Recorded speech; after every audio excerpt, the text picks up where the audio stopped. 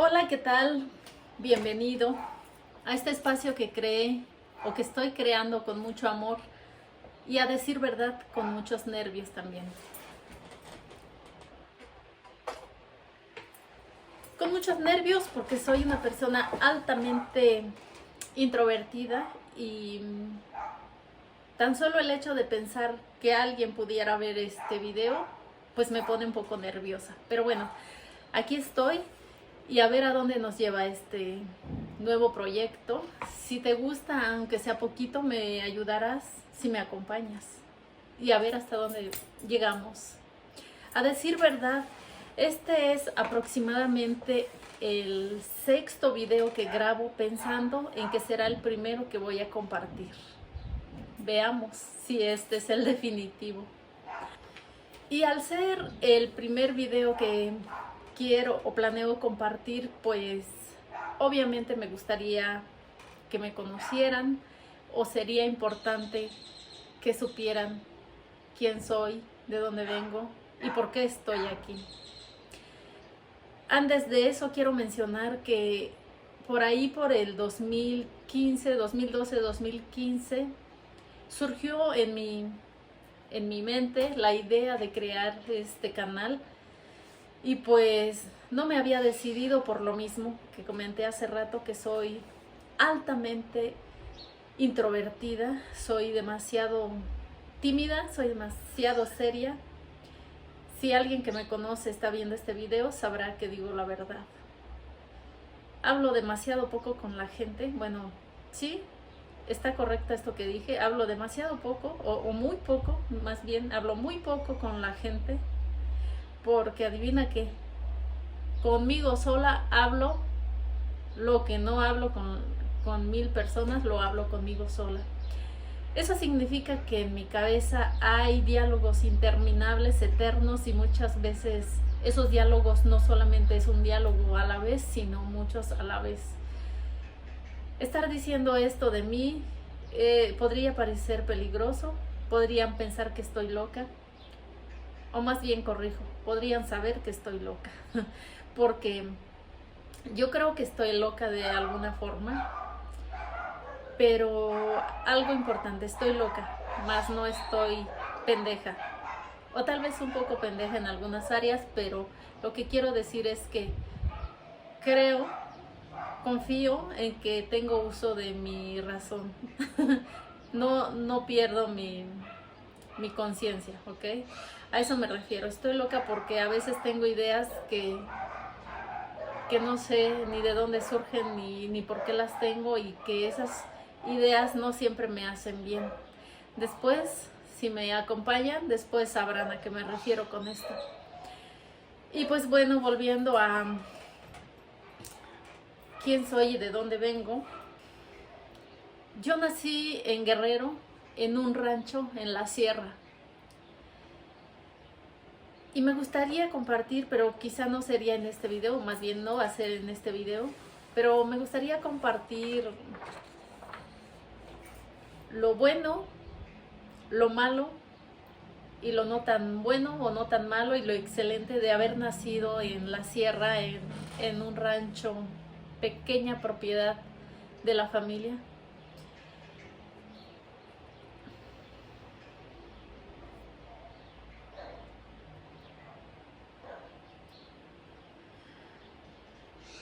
Además de que en mi cabeza hay diálogos interminables, también me gusta mucho escribir. Desde niña tengo el gusto por la escritura. Cuando era niña escribía en verso, y por ahí un que otro cuento llegué a escribir. Ahora de adulto he escrito un poco, solo que tengo un terrible problema, y este problema no es solo con la escritura, yo creo que es una falta de disciplina.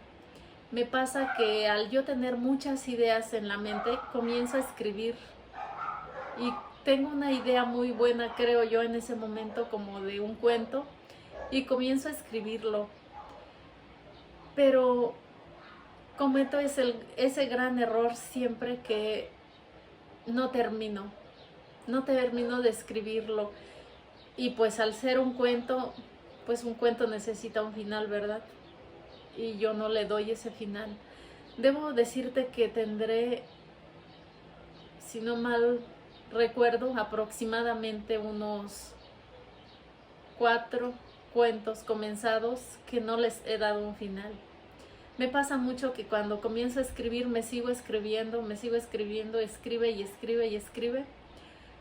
Y después se me termina el tiempo, tengo que hacer otras actividades y lo dejo por mientras con la idea de regresar, pero no regreso, y cuando regreso es con otra idea. Entonces tengo por ahí algunos cuentos pendientes por terminar y la verdad sí me gustaría mucho terminarlos. También tengo algunos poemas y algunos poemas principalmente que escribo. Me gusta mucho escribir en verso, pero más en prosa. Últimamente he escrito más en prosa. También he escrito monólogos y en algún momento comencé a escribir sobre como consejos o como sugerencias, y estos consejos comenzaron, digo, la idea de escribir esto fue porque yo necesitaba esos consejos, o yo tenía en mi mente todo lo que consideraba que era necesario hacer en ese momento, pero que no podía por alguna razón ponerlo en acción. Entonces pues se me hizo como fácil comenzar a escribirlo. Y si en algún momento este libro tiene la suerte de ser terminado y de ser publicado y de que alguien pudiera leerlo, ahí encontrarán que yo escribo como si estuviera escribiendo para alguien más, como si yo estuviera dándole consejos a otra persona. Pero realmente esos consejos siempre fueron para mí y siempre son para mí. De vez en cuando tengo alguna idea, algún consejo y lo anoto ahí mismo, pero siempre es hacia mí misma. Y este canal también lo quise hacer porque siento que me va a servir mucho de terapia, porque si ustedes vieran o escucharan todo lo que hay en mi cabeza, vuelvo a decir, pensarían que estoy loca o se volverían locos o sería insoportable. Quizá nadie querría seguir escuchando, quizá querrían callarme. Y en algún momento tuve la oportunidad de hablar en público, aunque no fue un público demasiado grande, pero debo confesar que para mí hablar en público era terrorífico, era mejor morir, era mejor morir que hablar en público. O sea, yo decía que tenía 2 miedos demasiado grandes, y uno era el miedo a la muerte y el otro a hablar en público. Y decía que si tenía que hacer alguno de los dos, o cuál sería para mí el más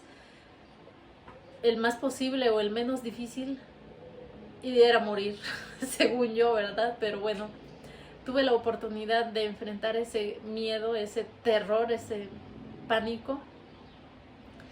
Y al principio me costó demasiado, me costó tanto, me costó miedo, me costó nervios, me costó demasiado. Aún lo recuerdo y me da mucha risa.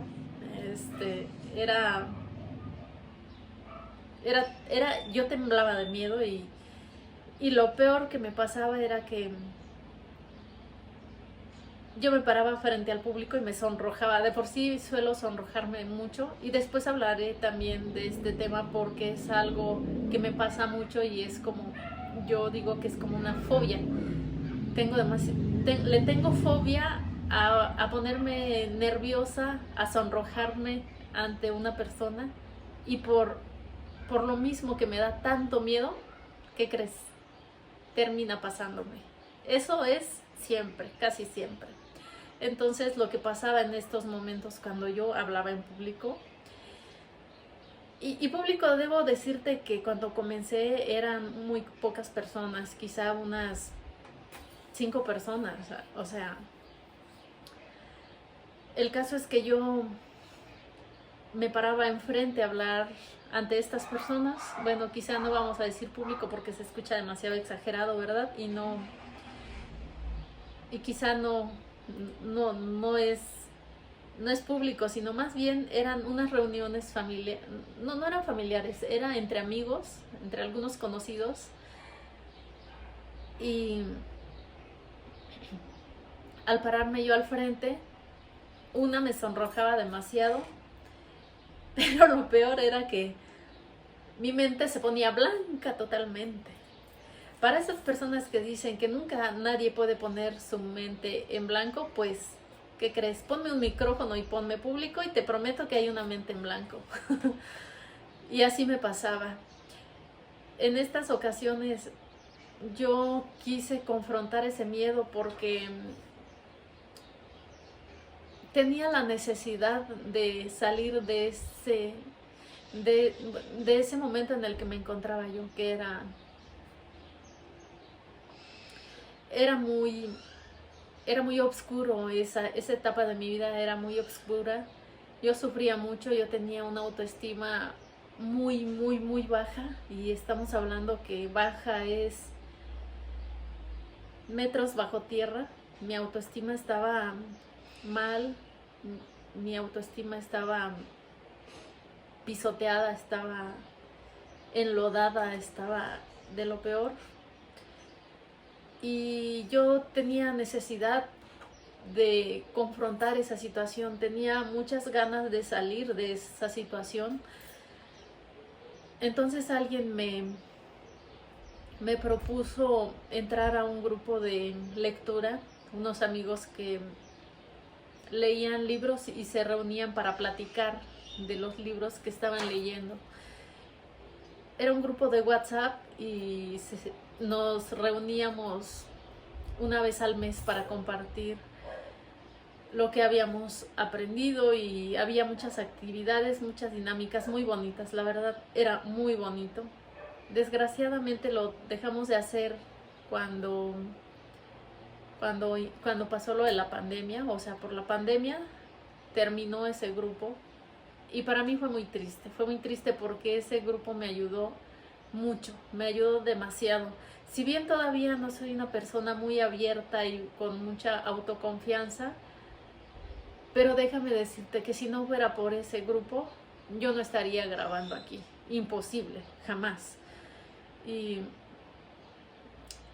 eso era, entonces, esas eran las reuniones en las que yo tenía que hablar frente a algunas personas y, hijo, al principio me iba mal. Entonces, por esa época, yo comencé a escribir pues, libro, consejos para mí, y de hecho sí le puse consejos para mí. Ojalá un día pueda publicarlo. Antes de eso, ojalá un día pueda terminarlo. Yo recuerdo de esa época que yo le tenía miedo a la gente.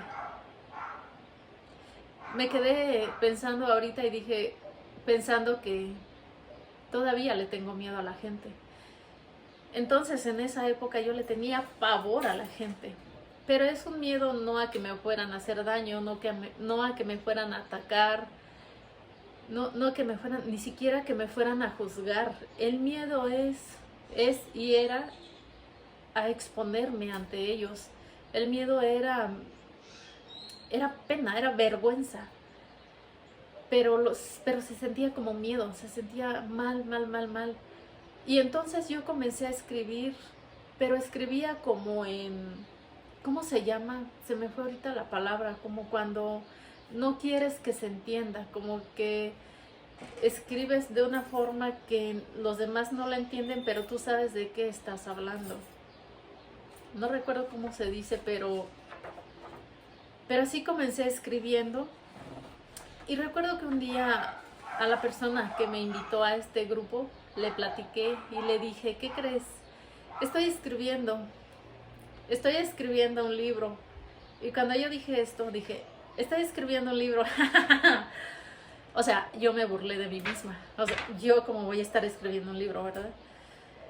Me burlé de mí misma y alejé, no, bueno, comencé a escribir y me ayudó a sentirme bien. Pero él no se rió, él se quedó serio y me dijo, ¿y por qué no? ¿Por qué no escribir un libro? ¿Y qué tal y un día lo... Ay, hasta me dan ganas de llorar. ¡Qué raro! Pero bueno, me dijo, por qué no escribir un libro y quizá un día publicarlo? ¿Por qué no? Yo podría hacer eso, o sea, en alguna parte, en algún punto del universo, yo podría escribir un libro. Y comencé a creérmela. Comencé a convencerme de querer creérmela. Porque no era fácil. No es fácil que una persona en el estado en el que yo me encontraba, en el estado en el que yo me encontraba, pudiera creerse que pudiera escribir un libro. Y a partir de ese momento yo dije, bueno, por cualquier cosa voy a cambiar mi forma de escribir. Y comencé a escribir de una forma más clara, de una forma que si alguien pudiera leerlo en algún momento, lo entendiera. Y así continué escribiendo esto. Y yo comencé a pensar, a ver, si hubiera una persona como yo en esta situación y encontrara este libro, ¿qué le gustaría encontrar en el libro? ¿Qué le gustaría leer? Y entonces empecé a escribir esto, pensando en mí. Digamos que si yo en esos momentos yo buscaba ese libro o yo me encontraba en una librería ese libro, ¿qué me haría sentir bien a mí? Entonces continué escribiendo de esa forma, de una forma que me hiciera sentir bien a mí. Y nada más te voy a platicar un poquito de lo que escribí en un punto. Fue que en ese tiempo yo comencé a volver a leer, porque de niña yo leía. Si bien no tuve buenos libros que leer, desgraciadamente eso lo lamento. Ojalá hubiera tenido muchos libros buenos que leer en la infancia. Otra cosa, historia estaría contando quizá. Pero no tuve esa oportunidad. Pero eso sí, lo poco que había para leer en mi casa, yo lo leía todo. Pero cuando regresé a la ciudad, más bien cuando me vine a la ciudad, desgraciadamente, pues no tenía un líder, no tenía alguien que me guiara. ¿Y qué fue lo que hice? Pues me puse a ver novelas. Me puse a ver telenovelas y a echar la flojera y a deprimirme y a ver todo lo malo de la vida. El caso es que cuando esta persona me invitó a leer, yo estaba comenzando a leer en este tiempo y además yo comenzaba a ver YouTube. Quizá en otras personas ya era más normal, pero para mí era como muy nuevo. Y yo buscaba como que algo que me pudiera ayudar a mí a salir en la situación en la que me encontraba. Pero no encontraba. Lo que yo encontraba, para que se entienda, yo era una persona demasiado tóxica. Yo era una persona que sufría mucho. Yo me sentía la víctima de todo. Yo me sentía la víctima de Dios, la víctima de la gente, la víctima de mi trabajo, la víctima de la sociedad, la víctima. Y así actuaba como víctima y actuaba tóxica. Yo me peleaba con todo el mundo, pero yo no era feliz. Yo realmente estaba sufriendo. Yo estaba sufriendo de verdad. Y los consejos que yo encontraba era más bien, cuando encuentres una persona tóxica y describían a una persona como yo me sentía en esos momentos, los consejos eran, pues, aléjate de esas personas, no te conviene estar cerca de esas personas. Y puro comentario así, ¿no? Mantente tú, júntate con gente que te ayude a salir adelante, júntate con gente con mentalidad de salir adelante. Y la verdad son buenos consejos, por supuesto, yo también se los daría a muchos. Pero la pregunta para mí era, ajá, ¿y si yo soy esa persona? ¿Qué me aconsejas a mí? ¿Qué debo hacer si yo soy esa persona? Porque estar en una situación así no es fácil. También la gente sufre demasiado y gracias a que yo de ahí vengo, gracias a eso yo puedo entender cuando una persona se comporta de esa forma arrogante, mamona, porque así me decían a mí. Muchos decían que yo era mamona, así me decían, pero lo que no sabían era que me estaba cagando de miedo. Y cuando veo gente así, yo sé que la persona no se está sintiendo bien. Muchas veces queremos aparentar que tenemos todo bajo control y que no necesitamos de nadie y que más, yo soy mejor que tú. Pero esa persona se está cagando de miedo, algo tiene que le está mordiendo adentro. El caso es que yo en esa situación buscaba algo que me pudiera ayudar y todo lo encontré cuando esta persona me invitó a leer y además también me invitó a hacer un negocio de mercadeo en red, en el cual tiene un sistema de educación muy bueno y me ayudó mucho, mucho, mucho con el desarrollo personal. Debo decir que ese negocio ya no lo estoy desarrollando. También cuando pasó la pandemia, cuando llegó la pandemia, lo dejé. Y además yo ya tenía una red mediana, más bien chica, pero era buena, eran algunos amigos. Y debo decir que lo dejé. Fue una etapa muy triste y lo pensé mucho, pero fue mejor así y definitivamente tenía que dejarlo porque yo no iba a llegar a más, porque yo creo que para mí el haber comenzado este negocio fue o me ayudó más en el desarrollo personal, me ayudó demasiado, me sacó como de un agujero negro. El caso es que mi vida cambió cuando comencé a leer y cuando empecé a tomar estos cursos de desarrollo personal.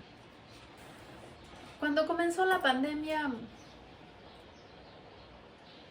para mí era como que yo pensaba, bueno, al igual que muchos, pensaba que iba a ser algo muy pasajero, algo muy corto. Yo recordaba cuando fue lo de la influenza, yo tenía el pensamiento de todo está en la mente y tú puedes controlarlo y si tú lo controlas nada te va a afectar. Pero resulta que pasaba el tiempo y no desaparecía. Y pasaba el tiempo y parecía que cada vez estaba peor. Y pasaban los meses y empecé a pensar que, ¿y si esto es real? Y pasaba más tiempo y comenzó a entrarme el miedo, ¿y si le pasara algo a mi familia? Y seguía el tiempo y en el negocio donde yo trabajaba o trabajo aún, cerraron temporalmente, bueno, se cerró unos meses y me empezó a entrar el miedo y dije, ¿y si cerramos definitivamente? ¿Y si ya no regresamos? No me despidieron, pero el miedo comenzó. ¿Y si tuvieran que cerrar y me tuvieran que despedir? Y el miedo que quizá muchos vivieron, pues así comenzó, empezó como incertidumbre y empezó como a crearse ese miedito que al principio no había en mí, pero se empezó como a formar, empezó como a formarse y a crearse. Y en esos momentos yo estaba en un conflicto porque haz de cuenta que yo vivo no tan lejos, en la misma ciudad con mi familia, o sea, con mis papás y con algunas hermanas, pero yo vivo más cerca de la gente con la que trabajo. Por eso vivo más lejos de mi familia, porque estoy cerca de mi trabajo. Y entonces las personas con las que trabajo eran demasiado cuidadosas, eran demasiado, ¿cómo se dice? Como que se cuidaban demasiado, pues para no arriesgarse. Ellos no salían para nada, y si salían era bien protegidos con todo lo que se podía. Y mi familia era el extremo. Mi familia no usaba ni cubrebocas, no, salían a fiestas. Y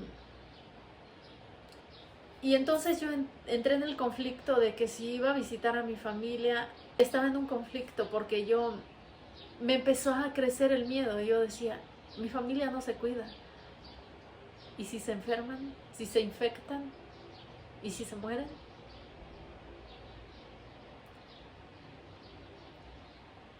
Otra vez quiero llorar, caray.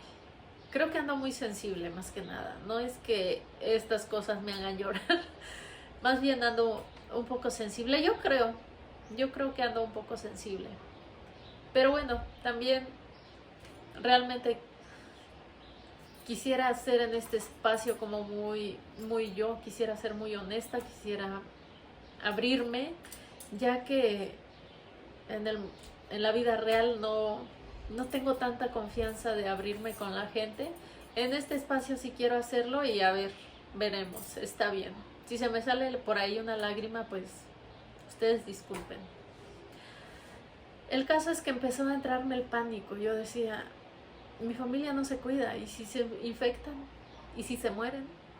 ¿Y si yo, por no traer el riesgo a esta gente, dejo de visitarlos? ¿Y si se mueren?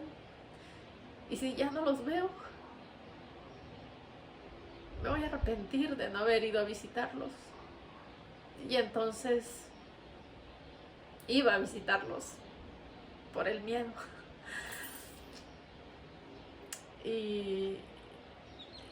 Pero regresaba, y entonces era la confrontación de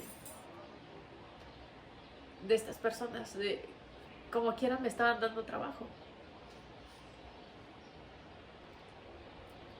Y así estaba hasta que el miedo terminó por apoderarse de mí. Yo comencé ya también a cuidarme mucho, y empecé a visitar muy poco a mi familia. Eso hizo que entrara en una situación de depresión muy fuerte. Yo soy una persona depresiva de por sí, desde que recuerdo. Bueno, no, en la infancia no era depresiva. Comencé a sentir depresión en mi adolescencia, pero no tanto. Era muy leve, y yo tenía como una forma de darme cuenta cuando comenzaba a sentir la depresión, y tenía una forma de no permitir que me invadiera. Y yo sabía que la depresión era dolorosa, es horrible. Quien lo vive sabe, la depresión es, hijo de madre, es horrible la depresión. Y entonces yo decía, a ver, de pronto llegaba a tener depresión por segundos. Yo creo que no llegaba ni un minuto de depresión, y yo sentía lo horrible que es la depresión. Podía yo cambiarla con alguna oración, con algún diálogo con Dios, en algunos momentos llamaba a algún familiar, y platicando se me pasaba. O también me pasaba que escuchando música se eliminaba esa sensación. Pero yo decía, a ver, escuchaba que hay personas que son depresivas y que se avientan días con depresión. Yo me preguntaba, ¿cómo pueden vivir con eso que es horrible? Que yo con unos segundos siento que es la muerte. Y yo no sé por qué digo muerte. Tengo esa costumbre de que cuando algo es feo para mí, cuando yo veo o siento algo feo, digo que es la muerte. pero la verdad es que nunca he muerto y no tengo idea si morir se siente feo o no. Y estoy, estoy en el proceso de dejar de comparar algo feo con la muerte, porque la muerte no debe ser fea. Yo creo que no es fea, pero no sé en qué momento empecé a comparar lo feo con la muerte. El caso es que yo me cuestionaba eso. ¿Cómo una persona puede estar depresiva por tanto tiempo si se siente reculero? Y tómala que cuando en este tiempo que te cuento que de la pandemia, que empecé a estar como muy sola, empecé a deprimirme, empecé a sentir una sensación que no había sentido nunca, una sensación de soledad extrema, porque si bien siempre he sentido como una soledad, como una sensación de orfandad.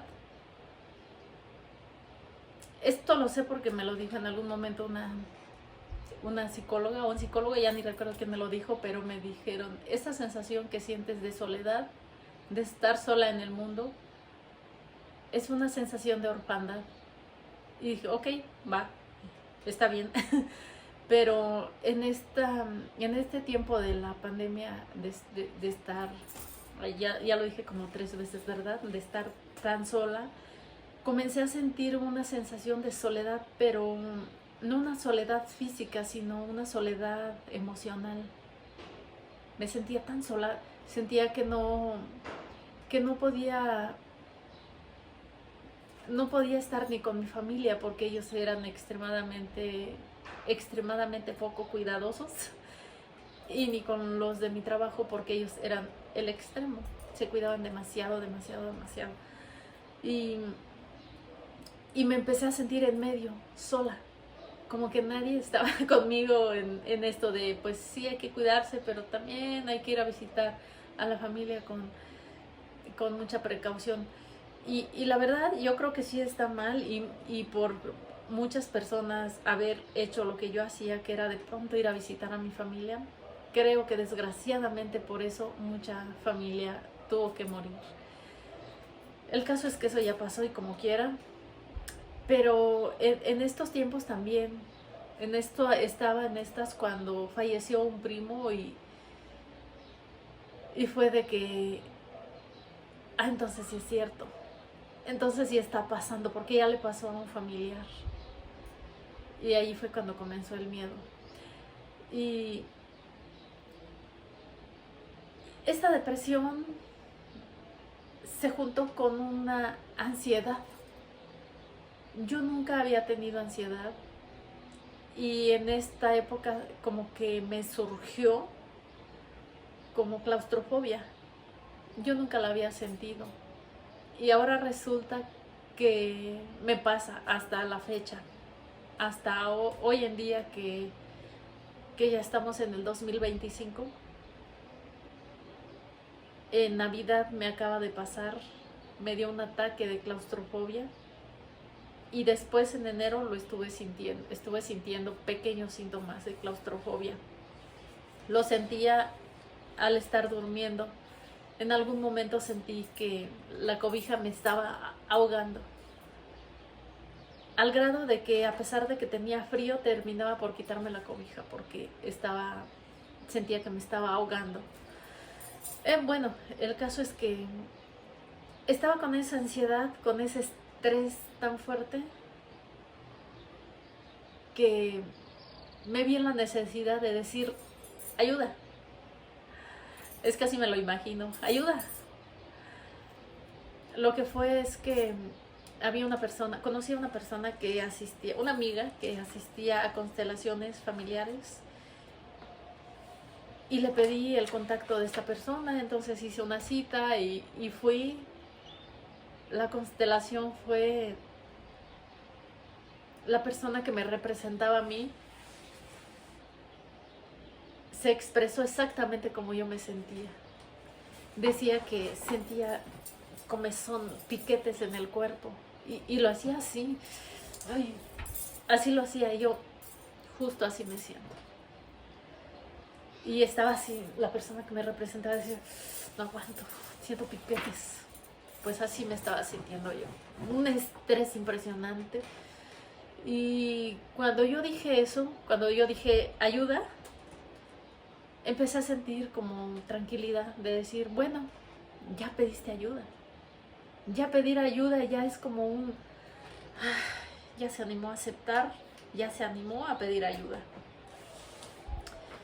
Bueno, las constelaciones no es algo que se haga seguido. Por lo menos esta consteladora me dijo, esperemos 6 meses y lo vuelves a hacer. Pero yo me encontraba tan ansiosa y tan, pues con tanto estrés que yo necesitaba pues terapia o algo así, acompañamiento.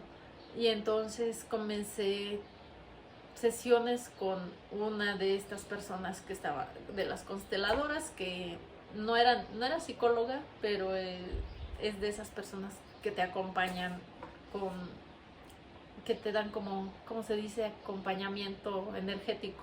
Algo así yo lo describo, ni siquiera sé si así se dice, pero más que trabajar en lo psicológico, se trabaja con la energía, con las emociones. Eso me ayudó mucho, me ayudó demasiado, hasta que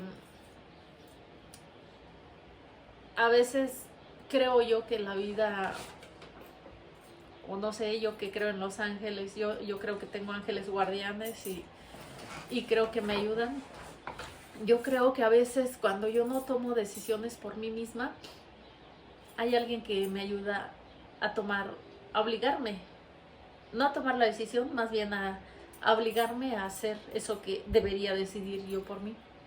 Porque las sesiones ya no me llevaban a más y yo seguía yendo, porque yo estaba muy cerrada, yo necesitaba hacer cambios, pero tenía un pánico escénico de hacer los cambios necesarios para poder avanzar. Y en todo en la vida, si tú no haces cambios, no hay forma de poder avanzar. Si no te atreves a soltar algo y si no te atreves a hacer algo nuevo, aunque de miedo. Yo soy muy así. Yo soy muy de que me da mucho miedo hacer cambios fuertes. Cambios pequeños sí me atrevo, pero hacer algo fuerte como cambiar de trabajo, por ejemplo. Yo soy una persona que cuando llega a un trabajo, ahí paso muchísimos años porque no me gusta hacer cambios. Y esto debe sonar mediocre y sí, tal vez soy mediocre, la verdad, tal vez sí lo soy. Pero yo soy así, me da mucho miedo, me da miedo. ¿Sabes qué me da más miedo? Lo que más miedo me da no es fracasar, no es que me vaya mal, no es que me arrepienta porque resulta que ahora no encuentro trabajo, no es eso. Mi miedo más grande es arrepentirme porque estoy deprimida. Creo que a lo que más miedo le tengo en la vida es a la depresión. Porque a mí la depresión me da, hijo de madre, que de verdad, pues yo creo que a todos, ¿verdad? Nada más que yo siento que a mí me da más fuerte porque pues soy yo, ¿verdad? Y no sé cómo se sienten los demás. El caso es que si muchas veces no hago cambios en la vida es por eso, por miedo a la depresión, por miedo a deprimirme, por miedo a sufrir, porque ya me ha pasado algunas veces que he tomado algunas decisiones y no sé si son erróneas, no sé si son incorrectas, no lo sé. El caso es que después la depresión me anda matando y no sé si me arrepiento, pero sí. Después de esta decisión que alguien energético decidió por mí, porque yo no lo decidí, yo no dejaba de ir con esta terapeuta, pero bueno, sí con esta terapeuta, pero tampoco me animaba a hacer los cambios que ella me sugería para poder avanzar. Pues resulta que esta persona, la terapeuta, ella decidió ya no seguir trabajando conmigo, pero esta persona no me lo dijo directamente. ¿Por qué? No lo sé, esas son cosas de ella. pero lo que pasó fue que se fue de vacaciones, me dijo que no iba a estar 1 o 2 semanas, ya no recuerdo. El caso es que se fue y me dijo que regresaba en cierto tiempo. Ok, yo, ok, chido, va, espero que regreses para que me agendes de nuevo. El caso es que sigo esperando. En realidad, obviamente, no sigo esperando, pero regresó y ya nunca me contactó. Y pues para mí fue ya no voy a seguir trabajando contigo. Y lo entendí de esta forma. No entendí por qué lo hizo, pero entendí que era mejor así. Porque no estaba yo atreviéndome a hacer el cambio necesario, los cambios que ella me sugería. Y posteriormente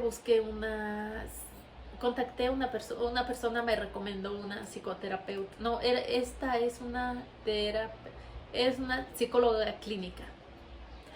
Entonces yo le platiqué cómo me sentía, yo le platiqué pues todas mis depresiones y toda mi falta de amor propio, todo mi, ¿cómo se dice? El no encontrarle sentido a la vida, ¿no? Como crisis existencial, todo eso me pasaba, o me ha pasado, me pasa. El caso es que pues yo le platiqué todo esto, ¿no? Entonces ella me dijo que lo que me pasa a mí es algo que se llama distimia. Yo hasta ese momento no había escuchado este término, no tenía ni idea qué era la distimia. Más o menos ella me platicó qué es la distimia, pero yo fui corriendo a YouTube después de que terminó mi sesión, regresé a casa y fui corriendo ya sabes, a buscar información, y entonces encontré la distimia. Y la distimia es como es una persona depresiva funcional. Esto quiere decir que así yo me esté cagando de miedo, así yo esté hundida en la depresión más grande, yo todos los días me levanto, aunque no quiera, aunque no tenga ganas, me levanto, me arreglo y me voy a trabajo. Y trabajo normal y nadie se da cuenta. Esa es una depresión funcional, que te estás cagando de miedo, pero nadie se da cuenta. Y si es cierto, yo he sido así. De hecho, a mí no me gusta que me vean cuando yo me siento mal. Yo soy de las personas que cuando más mal se siente, se encierra. Y prefiero estar sola. Y quizá después, ya que se me pasa un día después, 2 días después, te llamo y te digo, ¿qué crees? Estaba bien deprimida, me estaba muriendo. Pero mientras me está pasando, yo no se lo digo ni a mi madre, y menos a mi mamá, que mi mamá está igual o peor que yo. Si yo le digo que me siento triste, que ando depre, la hundo. Entonces, pues nada, menos a ella se lo platico. El caso es que, pues sí, así soy. La distimia es como la bipolaridad.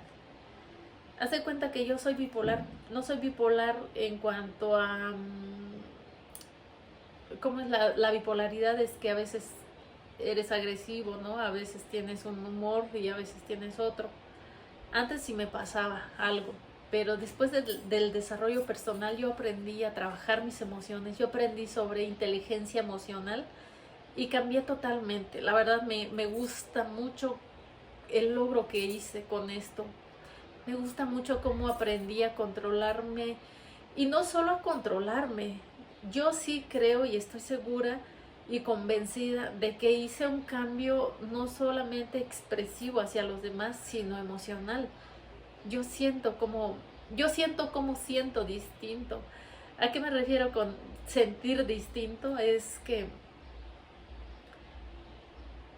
cuando alguien me habla fuerte, ejemplo en el trabajo, si algún cliente me habla feo, si mi jefe me habla feo, a diferencia de antes del desarrollo personal, yo me mantengo calmada. En gran medida, en un 80, en un 90% yo me mantengo calmada, y al principio era Al principio era imposible. Después empecé como que a hacer pequeños cambiecitos. Posteriormente empecé a, a cambiar, como a controlarme, pero yo me estaba muriendo por dentro, yo estaba ardiendo por dentro. Yo tenía un diálogo de mandar al demonio fuerte por dentro, pero ya me calmaba, yo lograba calmarme. Y hoy en día ni siquiera llego a sentir esa molestia que antes sentía. Hoy en día no me lo tomo personal. He llegado a ese punto, afortunadamente, de no tomarme personal cuando alguien me habla mal. Ahora, no estoy diciendo que siempre, pero sí en un 98%, sí en un 98% yo creo, digo, así sacado el cálculo rápidamente, aproximadamente un 98% yo me mantengo en paz y no me tomo personal lo que alguien me diga. ¿Por qué? Porque ahora entiendo que si la persona me está agrediendo es porque desde su lado las cosas están mal hacia mí. Si un cliente expresa su enojo es porque algo no le está gustando y mi deber es resolverle, o por lo menos no echarle leña al fuego, ¿verdad? Lo mismo, digamos, con mi jefe, que a veces suele enojarse. Ya sabes, los jefes siempre se enojan. Característica de un jefe es que se encabrona. deja que mi jefe escuche esto, a ver cómo me va. El caso es que si me llega a hablar fuerte, muchas veces yo entiendo la situación. Y otras veces, aunque no crea que tiene razón, yo entiendo que él está fuera de su centro y está enojado, pero que no es contra mí, es contra su enojo, es con su malestar, es contra lo que él está sintiendo y lo está expresando hacia mí. Y yo logro entenderlo y logro tener paz.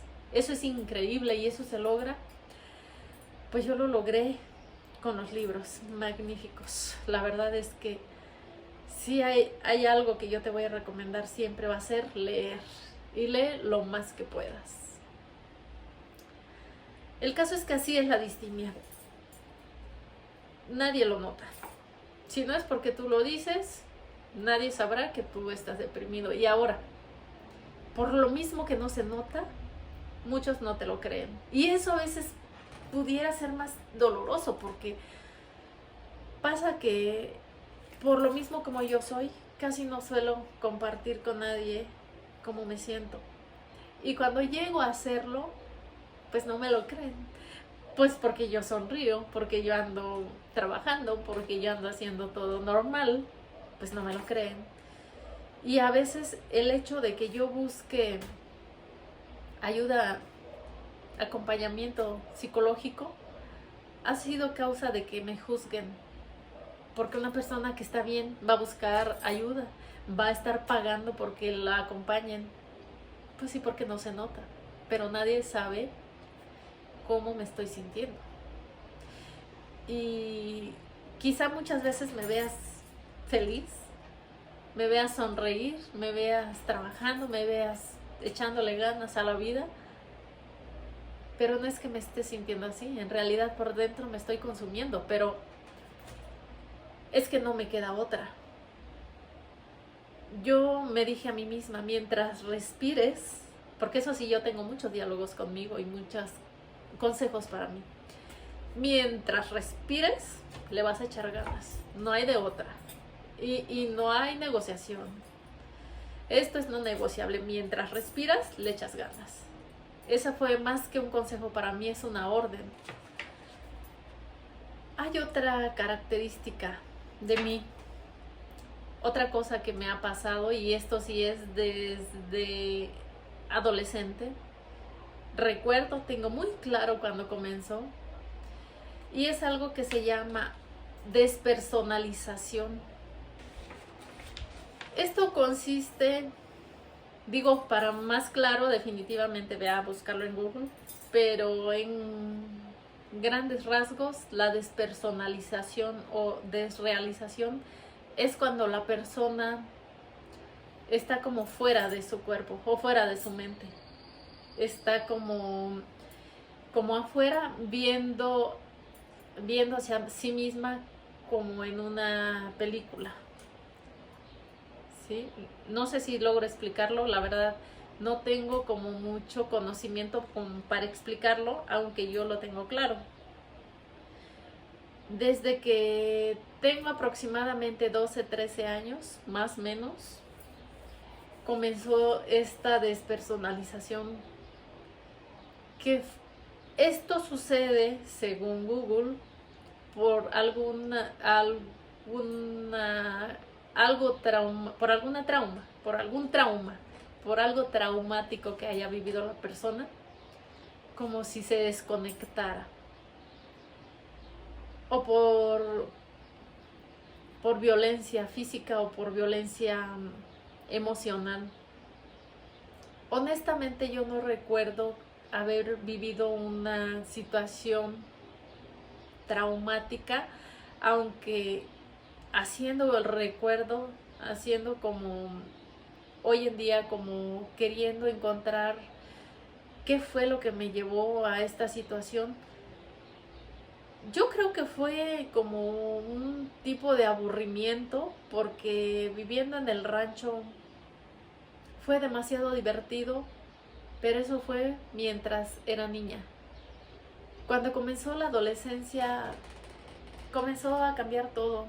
El rancho ya no era tan divertido para mí, se volvió un lugar demasiado aburrido, por lo tanto la vida para mí comenzó a ser aburrida. Échale que yo me salí del rancho a los 20 años. Estamos hablando que son como 7 años que estuve viviendo allá desde que empezó esta situación. ¿Qué pasaba conmigo? En mi mente siempre, cada vez fue más, pero siempre yo estuve en una ilusión todos estos años, y deja decirte que esto todavía me pasa. Ahorita que tendrá como unos 5 años que yo entré en conciencia y me obligué a salir de ahí.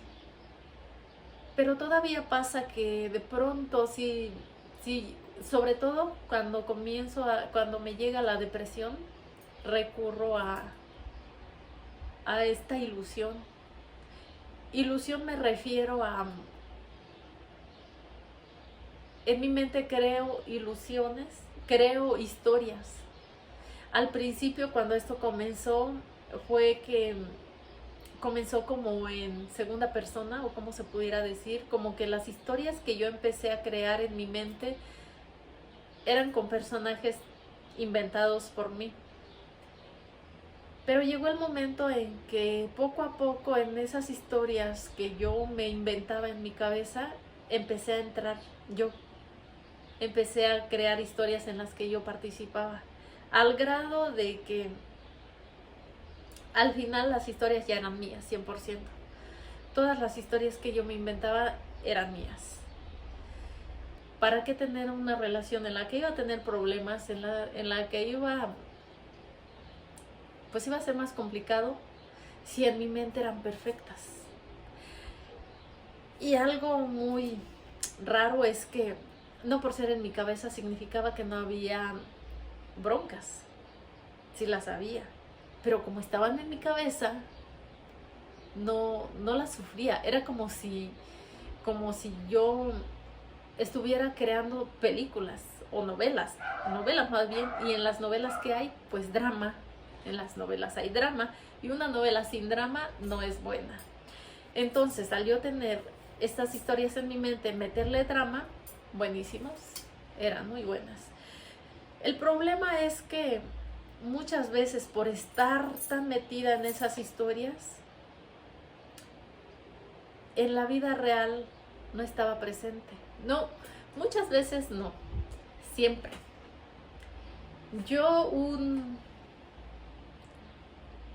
Muchas veces el 100% no estaba presente en la vida real. Muchas veces a medias. Y no sé, si tú no conoces este tema, tal vez digas, pero qué grave puede ser eso. Historias en la cabeza, no pasa nada. Pero es muy grave. Es muy grave porque En resumen, andas en la pendeja. Estás totalmente desconectado de la vida. Hay una película que se llama Soul, si no mal recuerdo, de un personaje que murió y parte de la película era de él estando pues allá arriba. Digo, así era allá arriba porque en una parte en donde tuvo que regresar a la tierra, sí bajó. Entonces sí era allá arriba. Este personaje estaba allá arriba, pero allá arriba conoció a otro personaje que andaba como en un barco. Si la has visto sabrás de quién hablo. Hace mucho que la vi y no recuerdo cómo se llamaban, pero la película se llama Soul. Pero este personaje del barco decía que él no estaba muerto. Él lo que estaba era desconectado de la persona, estaba desconectado de su cuerpo, de su mente. Y por eso estaba viviendo en esa historia, allá con otras personas que también, al igual que él, estaban desconectados. Pues así estaba yo. Vete a saber dónde andaba, pero en mi cuerpo o en mi mente no estaba. Bueno, en mi mente sí, ¿verdad? Realmente aquí estaba creando las historias. Pero en la vida real esta que conocemos no estaba muchas veces. ¿Y cómo me afectaba? Pues yo me la pasaba cuidándome de que la gente no me viera como, porque al tener estas historias, pues como que platicas en la mente, ¿no? Y de pronto no es solo en la mente, si llega a salir alguna pues risa o algo y que la gente así te dice, ¿estás bien? Eso es lo mínimo que te puede pasar. Lo que más te puede pasar, que era lo que me pasaba, era graves y serios problemas en el trabajo. Al yo estar desconectada, mi trabajo era un fiasco, era un desmadre. Y si mis jefes llegan a ver este video, les va a caer el 20, van a saber por qué tantos problemas en el trabajo. Y tuve suerte de que mis jefes que ahorita tengo no me corrieran porque no sé si se encariñaron conmigo o bueno, quizá también el síndrome del impostor, no estoy reconociendo lo bueno en mí, que algo bueno debía haber tenido, que no me despidieron, aunque, déjame te digo, muchas veces estuve a un pelo de perder el empleo, pero cometí de errores como no tienes idea, demasiados errores, y yo sé que los cometía por estar desconectada. Y muchas veces me llamaron la atención y me decían, ¿qué pasa? Y entonces yo les decía, yo sé, voy a poner más atención. Y ponía más atención. Pero un día y medio. Y después me volví a desconectar. Y esto es como una adicción. Porque dirás, ok, bueno, ya te diste cuenta, pues ya no lo haces así. Ajá. Déjame decirte que me costó unos 2 años, yo creo, en esa lucha tan fuerte. Es como una adicción, quizá no tan fuerte como un alcohólico o alguien que fuma, porque lo logré sin ayuda. Yo realmente lo logré porque o lo cambiaba o definitivamente nunca iba a hacer un buen trabajo. Todos mis trabajos estaban a medias, cometía demasiados errores y por lo mismo también era muy lenta, demasiado lenta en mi trabajo porque mi mente no estaba presente.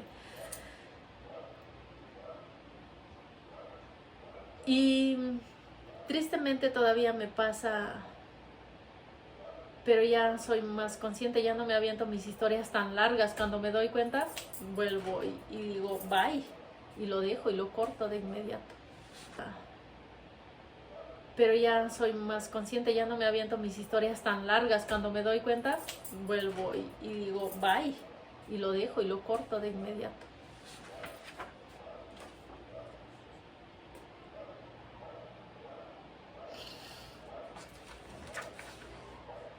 Algo que me ayudó mucho para esto fue además de la voluntad, además de la determinación, fue un libro que se llama El poder de la hora, del autor Eckhart Tolle. Me ayudó mucho en el sentido en el que decía, algo que decía, porque además de estas historias que yo tenía inventadas en mi mente, también me pasaba que vivía mucho en la preocupación del futuro o en el enojo, en el remordimiento de no haber hecho bien en el pasado. Entonces, algo que se me quedó mucho de este libro que decía, concéntrate en esto, a ver, aquí y ahora, ¿hay algún problema? La respuesta correcta es no, porque si hubiera un problema, estarías resolviéndolo. Entonces, a ver, siempre que venía a mí una preocupación, un enojo o algo, o que mi mente se quería ir a otro tiempo, volvía y decía, a ver, aquí y ahora, ¿hay algún problema? Y mi autorrespuesta era, aquí y ahora, todo está bien. Pero era como un mantra que yo me repetía constantemente por la voluntad de cambiar. Y otra cosa fue que ahí sugirió o sugiere el libro o el autor más bien a través del libro, que usemos el tiempo pero como una herramienta. Digamos, si quieres ir al pasado para traer alguna herramienta, para utilizarla para algo bueno, para algo útil en el ahora, lo hagamos, pero lo hagamos conscientes. Es decir, a ver, yo necesito hacer esto hoy, pero ya lo hice en algún momento. Entonces, conscientemente estoy mandando mi mente a aquel momento en el que hice eso que quiero hacer ahora. Entonces, yo estoy enviando mi mente consciente al pasado para traer una herramienta que requiero ahora. Pero no estoy yendo a la pendeja al pasado. Estoy yendo por una herramienta necesaria para hoy. Al igual que el futuro. La única razón justificable que hay para ir al futuro es como para conocer el camino. Imagínate que quieres ir a algún lugar digamos que te quieres mudar a un lugar con todas tus pertenencias, con tus muebles, con todas tus cosas. Primero vas sola para conocer el camino, para conocer cómo está el ambiente, y ya regresas con todas tus chivas. Así en el tiempo también. Si requieres de ir al futuro, que sea para planificar, para ver cómo ves tu futuro de aquí a un año, de aquí a 5 años o al tiempo que tú quieras planificar, pero lo estás haciendo consciente precisamente para eso, para planificar tu futuro, no para estresarte, no para angustiarte por no conocer qué viene en el futuro, ¿verdad? Y bueno, ya por último, sin duda hay mucho que decir, pero pues por ahora se me ha olvidado. Poco a poco, si me acompañas en este viaje, en esta plataforma, iré compartiendo un poquito más de mí, de mis experiencias y de lo que he encontrado en la vida para lograr pues vivir un poco mejor, o para lograr que estos bajones de la distimia, estos bajones emocionales no sean tan fuertes. Lo compartiré sin duda y mucho más. Así que si quieres conocer más de mí, si quieres conocer más de mis ideas y de todas esas historias que tengo conscientes en mi cabeza, y digo conscientes porque no son desde la despersonalización, sino más bien desde la creación, porque en mi cabeza hay muchas creaciones, muchos cuentos, muchos poemas, muchas poesías, que me gustaría compartir en algún momento. Si esto te interesaría conocerlo, pues me gustaría, invito pues a que me sigas, que te suscribas, que me des like, que me recomiendes con algún conocido que creas que esta información pudiera servirle. Si ves que alguien de pronto anda triste, bajoneado y consideras que esta información pudiera servirle, pues quizá me ayudarías mucho a mí y le ayudarías mucho a la persona compartiendo este video. Así que por favor dale like. Y por último quiero platicarte de que de todas esas historias que hay en mi cabeza, me creé en algún momento como terapéutico también, de forma terapéutica, un personaje. Este personaje se llama Mis Cicatrices, o sea, como Miss de señorita y cicatrices, pues de cicatrices, ¿verdad? Pero también es un juego de palabras, porque también quiere decir mis cicatrices, o sea, las mías, mis cicatrices. Este personaje es un estandupero porque yo en algún momento también soñé ser estandupera, pero al ser tan introvertida, tan tímida, tan seria y tan miedosa de hablar en público, pues ese personaje sigue en el closet. Quizá salga a través de este espacio, no lo sabemos, puede ser, pero este personaje pues tiene algunas historias. Principalmente la tarea de este personaje, Mis Cicatrices, es convertir los problemas en comedia.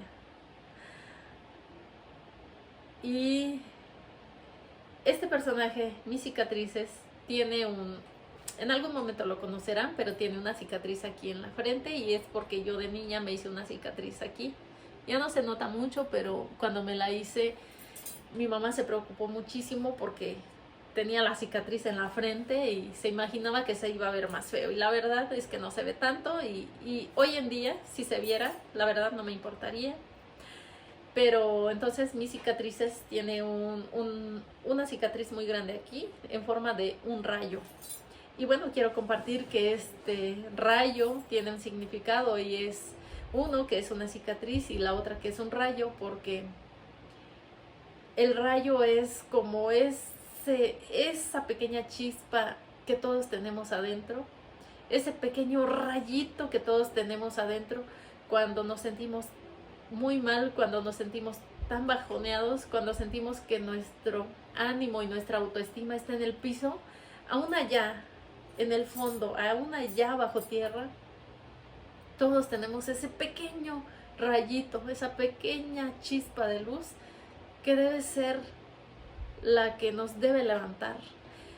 Y con esto quiero decir que por más miserable que te sientas, por más mierda que te sientas, por más pisoteado que te sientas, no olvides que adentro tienes ese pequeño rayito que te puede levantar y que te va a dar la energía que necesitas para echarle ganas mientras respires, hermano, porque un día vas a dejar de respirar y entonces ahí, pues ya, santo remedio. Pero mientras respires, hermano, necesitas echarle ganas. Acuérdate de ese rayito que todos tenemos adentro, esa pequeña chispa de luz que todos tenemos dentro. Y las cicatrices, pues yo creo que todos tenemos cicatrices. Y quizá muchos no tengan cicatrices físicas porque quizá de niños su mamá los cuidó muy bien y quizá nunca anduvieron corriendo como yo, que la verdad ya escucharás a mis cicatrices que muchas veces yo avanzaba de panza por varios metros. Ya se imaginan cómo quedaba la panza toda rayada, toda raspada. Y tengo muchas cicatrices físicas, al igual que muchos también. Muchas cicatrices físicas, pero lo que sí, sin duda, puedo y estoy casi segura que todos tenemos son cicatrices no físicas. Esas cicatrices que le llamamos cicatrices del alma. Y quizá estoy haciendo la labor de mis cicatrices, del personaje. Pero bueno, ya que comencé, quiero terminar de decirlo. Estas cicatrices que le llamamos cicatrices del alma, no son cicatrices del alma, son cicatrices del ego. Porque el alma no puede tener cicatrices, ya que no puede ser herida. Porque el alma es pura energía, o energía pura. Y bueno, pues prácticamente sería todo por este video de saludo, de conocimiento. Me gustaría que si hay una persona que me llega a ver y que le llegue a interesar verme, me escriba su nombre, porque al ser la primera persona, créeme, vas a hacer historia conmigo. Te llevaré siempre en mi recuerdo y en mi gratitud. Así que pues ya, eso es todo. Que Dios los bendiga mucho. Que ese rayito siempre esté con luz. Y a echarle ganas, hermano. Que Dios te bendiga. Bye.